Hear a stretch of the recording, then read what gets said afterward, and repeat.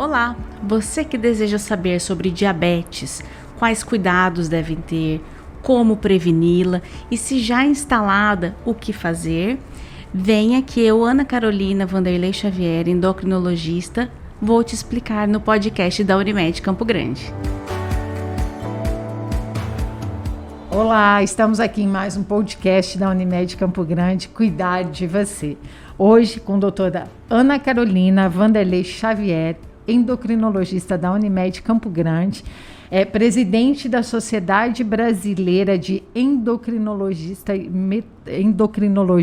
né, doutora? E Metabologia, secção Mato Grosso do Sul. Doutora Ana, seja bem-vinda, um bom 2022, né? Nosso primeiro podcast com a senhora do ano. Aliás, com a senhora não, com você, né?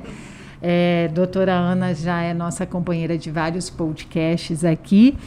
E, doutora, como eu disse a você, diabetes e açúcar, o mal silencioso, foi um dos temas que nós recebemos como indicação da comunidade. Então, prazer em recebê-la.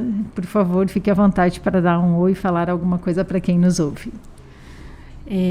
Olá, Fabi, muito obrigada pelo convite mais uma vez, muito obrigada à Unimed pela oportunidade.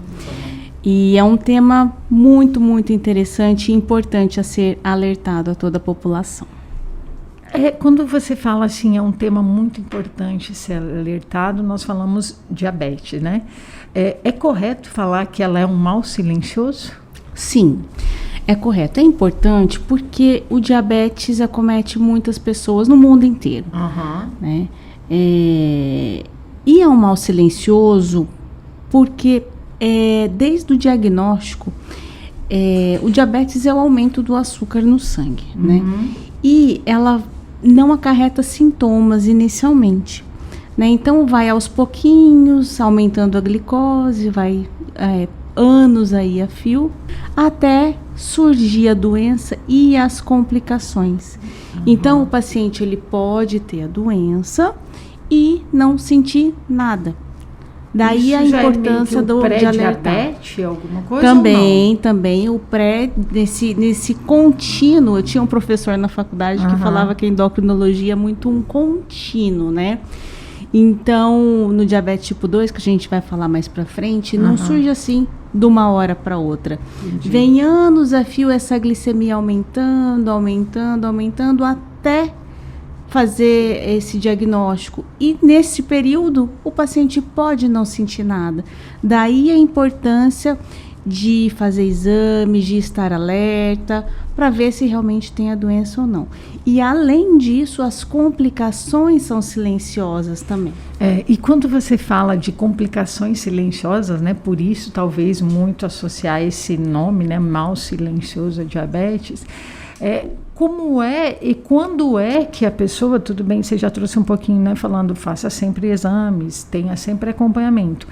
Mas imagine que numa rotina normal do ser humano, quando que ele começa a perceber ou ele deve começar a se atentar para que algo esteja acontecendo ou para que ele realmente só faça os devidos acompanhamentos para evitar essa doença? Certo. Então, como acomete muitas pessoas e por ser silenciosa, a medicina nos últimos anos ela age muito mais na prevenção. Né? Então, além da gente prevenir, a gente tem o screening diagnóstico, que assim, são protocolos que a gente usa para a gente detectar o mais precocemente essas doenças. Que são os sintomas que cada um pode ou não ter? Não chega a ser sintomas. Aí que entra quando que eu vou me preocupar? Todo paciente acima de 45 anos tem que fazer uma glicemia. Olha. Tá, ok. E daqueles outros pacientes que tiverem algum fator de risco para o diabetes, tem que fazer antes. Ou é meio hereditário, tem a ver isso também? Tem muito a ver. O diabetes tipo 2, 45% dos pacientes que têm história familiar pode desenvolver o diabetes e do tipo 1, 15%. Entendi. Então, ter algum parente, algum familiar com diabetes já já é um alerta, então você tem que procurar, tem que fazer esse exame antes dos 45 anos. Entendi. Ou ainda, que é muito importante, se tiver acima do peso. Acima do peso tem que fazer antes dos 45 anos também. Também. Ou seja, sempre a prevenção, o cuidado, como você falou, mesmo né? sem sintomas. Tá. Uhum. Ou seja, eu faço meus exames de rotina, automaticamente o profissional que está me cuidando, está me atendendo, ele vai trazer isso vamos medir, vamos fazer os exames necessários. Exatamente. Percebeu que tem alteração, já vai para o especialista e já faz o que tem que realmente ser feito, né? Muitas vezes o clínico geral, ele já pode iniciar a conduta antes de encaminhar para o especialista. Né? Então, e claro, como você falou, se tem algo já da família, isso já é uma... Mulheres, tem diferença entre mulheres e homens para que o índice seja mais detectado em outros? Não, ele está mais relacionado à obesidade, principalmente no diabetes tipo 2. Uhum. Agora vamos falar um negócio. Você trouxe para a gente obesidade. Fora a obesidade, o diabetes, ele traz aí consequências ou ele tem um alerta diferente em outro organismo, em outra característica da pessoa? Não. Quem come muito doce, sim. exemplo se tem uma coisa que eu tenho ciência preciso sempre reduzir muito o açúcar, porque eu como muito doce, né? A formiga, eu sou uma pessoa formiguinha assim com isso.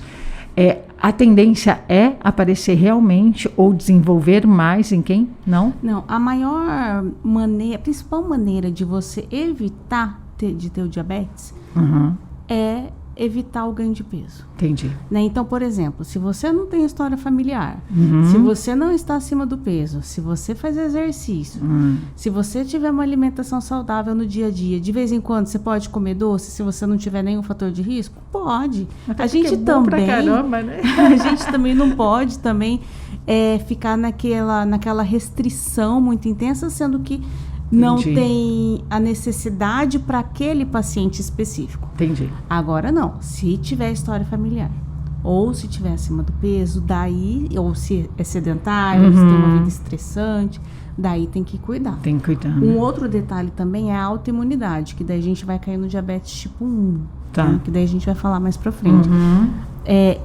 Quem tem alguma doença autoimune, por exemplo, lúpus, artrite reumatoide, vitiligo ou outra doença autoimune, pode ter mais risco de desenvolver o diabetes também. Já não basta já ter, a outra ainda acaba acarretando para isso. Né? Exato, só que daí é uma outra categoria, outra classificação, outra causa, outra fisiopatologia, apesar das consequências serem as mesmas. Muito próximas, né? Quando você fala a questão de obesidade, nós percebemos também muito a questão agora da Covid, né? Covid-19, influença. Quem tem diabetes, a tendência é ter um agravamento maior quando ou se chegar a ter contato, por exemplo, Covid-19, né, de ter a doença, ou a influenza. Se eu tiver diabetes, a tendência ou eu preciso me preocupar um pouco mais? Com certeza, Fabi. Tá. Logo que no início dessa pandemia já foi observado que os pacientes diabéticos evoluíam para uma forma mais grave. Entendi. Né, com mais insuficiência respiratória, mais necessidade de UTI, ventilação mecânica e mais mortes. Entendi. Tá? Então, se tiver o diabetes e pegou o Covid, daí a atenção tem que ser redobrada. Tá. Um outro detalhe é que durante esses 2 anos aí de pandemia praticamente, observou-se que o próprio Covid tem influência no desenvolvimento de diabetes. Então, como que é isso? A gente observou nos estudos dos outros países e até aqui na prática que pacientes que não eram diabéticos, que pegaram Covid, depois do Covid desenvolveram diabetes. Então, descobriu-se que o vírus, ele tem alguns receptores que interferem e podem desenvolver diabetes ali nas células pancreáticas mesmo. Fora isso, o próprio tratamento do Covid grave geralmente a gente lança a mão de corticoides. Entendi. E o corticoide é uma medicação que pode levar ao aumento da glicose e piora do diabetes. Então está muito interligado essas duas patologias, o COVID e o diabetes e a obesidade. Ok. Ou seja, o negócio realmente é prevenir e procurar ajuda sempre que ou o mais rápido possível quando qualquer sintoma em relação a isso, né? Só desculpa te interromper, que você também perguntou do influenza. O influenza também, né? Se a gente for, não só a influenza, mas qualquer tipo de infecção, quando é instalada no paciente diabético ou com uma obesidade, esse paciente ele vai ter mais dificuldade de responder a essa doença, porque esses pacientes eles estão num processo inflamatório crônico. Então tem dificuldade das células de defesa reagir, se defenderem daquele estado inflamatório, né? Daquele estado infeccioso. Né? Então, cuidado, inclusive, né? O influenza também em pacientes diabéticos também merece um alerta maior. Ok. Doutora, beleza, nós comentamos aqui então, né, de como cuidar, ele é um mal silencioso, faça os exames, 45 anos acima de qualquer forma sempre tem que ter o acompanhamento, a questão da obesidade. Agora vamos lá, eu já tenho, né, ou estou me tratando com diabetes. Como é a vida de uma pessoa ou o que pode ser feito para amenizar ou para que se tenha mais eficácia, correto eu falar isso, no tratamento do diabetes? Bom, então com a doença instalada, seja o diabetes tipo 1 ou 2, primeiro passo, alimentação saudável. Ok. Nesses casos, precisa tirar o açúcar. Tá? De vez em quando pode, depende do caso, depende do controle, depende em que estágio que está essa doença. Tá? Segundo passo, atividade física. Tem que se movimentar independente da idade. Mas eu tenho diabetes, eu tenho 80 anos. Tudo bem, faça atividade física, se movimente de acordo com as suas limitações, né? Não vai correr uma maratona, mas fazer uma caminhadinha de 20 minutos ou fazer alguns exercícios em casa já ajuda. E daí o terceiro passo, medicamentos. Eu falo para os pacientes que eu estou assim encantada nos últimos anos com o grande desenvolvimento do tratamento dessa doença. Que bom. Então, tem surgido medicações que oferecem maior controle da doença e, inclusive, outros benefícios, como proteger o coração e até o rim. Então, é uma área que realmente está desenvolvendo muito e ainda bem, porque que bom, né?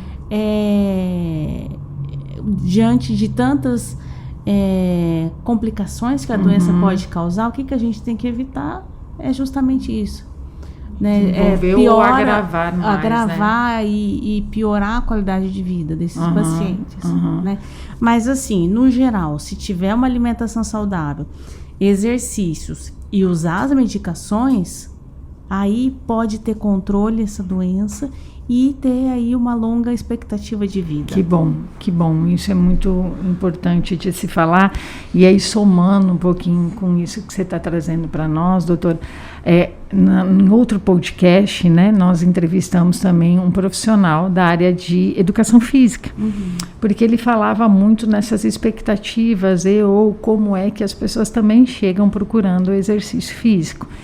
E ele, tanto quanto ele nos observou isso.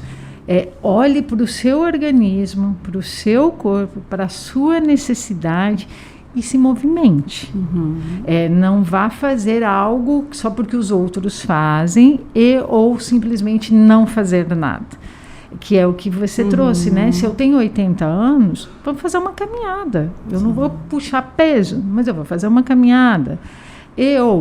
Não pare. O exercício físico é fundamental para isso, né? E é muito interessante quando nós trazemos essa questão da multidisciplinaridade das áreas, que todos falam a mesma coisa. O cuidado com a alimentação, com o exercício físico, com a mente.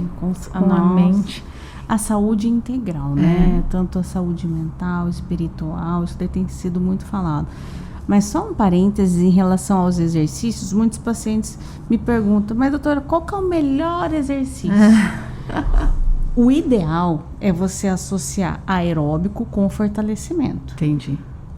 Como isso? Da maneira que você preferir, porque tem que buscar alguma coisa que tentar te dar prazer ali, né? Você falou que o paciente de 80 anos não vai puxar peso, vai fazer só uma caminhada. Você sabe que o fortalecimento para esse paciente é fundamental. Olha, então, ele pode puxar peso? Pode. Desde que com seja orientação, desde que seja um peso adequado para aquela idade, né? Então, pode fazer um funcional, um pilates. O fortalecimento ali é fundamental até para o dia a dia, para levantar da cadeira, para ter mais equilíbrio. Para o joelho também ficar mais resistente. Né? Exatamente. Doutora, você trouxe aqui para nós, em 2 momentos, a questão do diabetes tipo 1, tipo 2. Vamos falar assim, eu sei que de uma forma bem, para leigo, talvez mais curto, mas explica um pouquinho para quem nos acompanha essa questão do 1 e 2, por favor. Certo. A grande diferença aí é a causa do diabetes. Então, o diabetes tipo 1 é aquele diabetes que vem decorrente da autoimunidade. O que é isso? O nosso corpo, ele produz uma substância que vai agredir o pâncreas. Entendi. O nosso próprio corpo, ele vai agredir. São os anticorpos. Né? Isso é o conceito da autoimunidade. E no caso do diabetes tipo 1, vai produzir esses anticorpos que vão destruir o pâncreas. Entendi. Tá? Então, nesses casos, não vai ficar aí anos a fio desenvolvendo. Não, vai ser mais pontual essa destruição. Geralmente tem um fator desencadeante, alguma carga emocional, alguma perda aí meses anteriores. Tá? No diabetes tipo 2, a causa é diferente, né? No diabetes tipo 2 tem a resistência à insulina. O que seria isso? O pâncreas, ele tem que trabalhar a mais para dar conta de uma barreira. Então, o pâncreas produz insulina. Então, ele tem que trabalhar de manhã, de tarde, de noite, sábado, domingo, feriado. Ele não tem descanso. E daí, o que acontece com uma máquina quando está sobrecarregada? Uma hora ela vai cansar. Então, o que leva a essas barreiras na ação da insulina? A obesidade. Entendi. Principalmente. Então, o paciente acima do peso, ele tem que produzir uma quantidade a mais de insulina para dar conta de manter aquela glicose normal. Ok. Porque a insulina é esse hormônio que vai levar a glicose para dentro da célula e vai dar o alimento, a energia para a célula. Então, nesses casos do tipo 2, está sobrecarregado. E daí uma hora cansa e vem esse diabetes. Isso, a evolução, o aparecimento de ambas é diferente. Então aqui é mais prolongado. Então aos pouquinhos vai ganhando peso, essa glicose sai aí de 88, vai para 90 e poucos, daí ali a pouco está 100 e poucos, 150, e daí vai subindo ao longo de anos. Tá? E a evolução também. No tipo 1, não adianta dar remédio para estimular o pâncreas. Ele já tem que usar insulina. Porque o pâncreas está destruído. Não tem como restaurar isso. Não tem como. Então, ele já tem que usar insulina desde o início. Geralmente aparece em crianças e adolescentes. Eu ia até te perguntar, existe essa diferença? Então, existe. Qual da 1 ou 2 mais se percebe entre as pessoas? Então, nas crianças, mais essa autoimunidade. Entendi. Tá? E nos adultos, pode acontecer essa autoimunidade? Pode acontecer, mas é mais raro. A gente chama de LADA, é uma sigla que a gente usa. Então, nos adultos, acima do peso, principalmente, esse é o perfil do tipo 2. Ok. E, doutora, para evitar ou para amenizar ou tornar mais fácil, veja, eu estou falando de uma forma leiga, tá? O dia a dia de quem tem diabetes ou a tendência para desenvolver, tem alimentos, tem dietas que possam ser mais indicadas? É sempre necessário acompanhamento também além do especialista, né, do endócrino e tudo, de um nutricionista, algo que possa auxiliar nessas alimentações? Então, Fabi, como eu falei, dieta é o ponto-chave aí, tanto para o tipo 1 quanto para o tipo 2, tá, né? Existe uma dieta ideal? Não tem uma dieta ideal. O tipo 1, assim, realmente, ele tem que evitar doce. Né? Tem que usar o adoçante, alimentos zero açúcar. Né? O tipo 2, ele ainda tem um pouquinho de insulina, né? Ali geralmente, né? Dependendo do estágio que ele estiver. Ele pode usar de vez em quando? Pode. Só que no dia a dia, no hábito, aí ele tem que tomar esses cuidados. Evitar estimular muito aquele pâncreas. Então, tem diferenças de alimentos. Por exemplo, o açúcar e os carboidratos simples, que é a farinha branca. Pão branco, arroz branco, massas. Esses alimentos têm que ser evitados no paciente diabético, tanto no tipo 1 quanto no tipo 2. Porque realmente é o vilão. Sim, pode ser o vilão. Tá. Então, no tipo 2, por exemplo, quando a gente ingere esses alimentos, imagina, tem a resistência à a insulina já está alta, e quando a gente come, a insulina é liberada. Quando a gente come doce, no caso, faz um pico de insulina muito alto. Tá. Quando a gente passa para os alimentos integrais, e o que já às vezes é falado, ou de baixo índice glicêmico, a insulina sobe, mas fica constante e não sobrecarrega a mais esse pâncreas. Tá? Então, no geral, é evitar esses tipos de alimentos. Tá. Açúcar e alimentos, os carboidratos simples.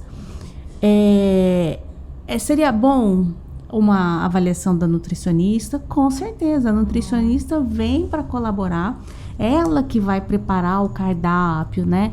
O que comer certinho. A gente dá uma orientação geral, né? Mas a nutricionista, ela vai agregar com certeza. E é sempre bom não esquecer, né? Cada organismo é um organismo, né? Então, esse negócio, porque um amigo meu faz, ou porque... Não pode, certo? Certo, não tem. O cuidado, ele é individual. Quanto mais a gente individualizar o atendimento, isso em todas as áreas, sim, né? Tanto o educador físico, quanto a nutricionista, quanto o médico, a gente tem que individualizar, olhar para o paciente, ver aquela situação, né? Isso é legal. Doutora, nós ficaríamos tanto tempo falando, né? E eu tenho certeza que você virá mais vezes daí, porque nós percebemos, né, como eu disse no início, que muitas pessoas têm dúvidas ou querem entender tudo que envolve, principalmente essa sua especialidade, que é a questão da endocrinologia e do metabolismo. Finaliza para nós deixando uma mensagem ou retomando algo que você acredita que realmente seja importante na questão do diabetes, do cuidado e de que sim, ele é um mal silencioso. Bom, Fabi, então já quero agradecer aqui a participação e alertar para aqueles pacientes que não têm diabetes. Se tiver acima de 45 anos, é importante fazer um exame, né? Okay. Procure seu médico, o médico clínico geral mesmo, ele vai fazer a solicitação, o exame laboratorial normal, que chama glicemia, tá? Se tiver algum fator de risco para o diabetes, como história familiar ou tiver acima do peso, essa avaliação tem que ser antes dos 45 anos. Se o paciente já tem a doença instalada, lembrar que dieta e exercício são fundamentais, independente do caso, e o acompanhamento. Geralmente a gente faz de 3 em 3 meses, com os exames laboratoriais, e acompanhar as complicações, que a gente até acho que não conseguimos aprofundar um pouquinho, que são pode levar a cegueira, então a parte da oftalmologia, a parte da nefrologia, que pode levar à insuficiência renal, e também a avaliação dos nervos dos pés, e principalmente o risco cardiovascular, aumento de infarto e derrame. Né? Então, controlar o diabetes significa evitar essas complicações. Isso é importante, né? Não, a gente é muito bem colocado. Por isso que a gente fica na luta e olha, vamos controlar a glicose, vamos evitar doce, vamos tomar o remédio, tudo isso para evitar infarto, evitar cegueira, evitar amputações e problemas renais. Muito bom. Vamos lá, cuidado, né, doutora? Acima de tudo, cuidado, acompanhamento e tá sempre com esse olhar para si, né? Aos que nos escutam, gratidão, doutora, gratidão mais uma vez por estar conosco, abrir sua agenda para ajudar a comunidade em relação a essas dúvidas. Quem nos escuta, quem nos assiste, continue acompanhando o podcast da Unimed Campo Grande e nos acompanhe nas nossas redes sociais.